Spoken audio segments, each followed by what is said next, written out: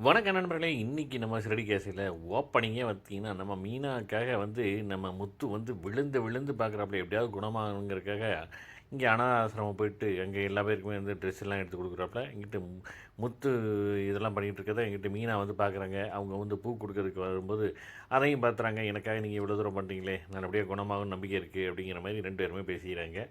இது ஒரு பக்கம் நடந்துட்டு இருக்க, அப்படியே அடுத்த சீன் வந்து வீட்ல காட்டுறாங்க. அங்க வந்து எனக்கு வயிறு பசிக்குது அப்படின்ட்டு நம்ம மீனா சொல்ல, நான் இப்ப ரெடி பண்ணி தரேன். வித்தியாசமான பொங்கல் ரெடி பண்றேன் அப்படின்ட்டு, ஒரு அரிசிக்கு விளம்பரங்க. அந்த விளம்பரத்துக்கு வந்து அந்த பொங்கல வந்து ரெடி பண்ணி, அது ஒரு சீன் ஓடுது. 3 பேர் உட்காந்து வந்து அந்த பொங்கல ரசிச்சு, ருசிச்சு சாப்பிடுற மாரி காட்டுறாங்க. இது ஒரு பக்கம்னா, அடுத்த சீனே வந்து அங்க கராத்தே கிளாஸ்ல அங்க நம்ம மீனா வந்து சீதாவ தேடி வர்றாங்க. சீதாவ கூப்பிட்டு ஜூஸெல்லாம் குடுத்து குடி அப்படின்னு சொல்லி, அந்த ஜூஸையும் குடிச்சிட்டு இருக்காங்க.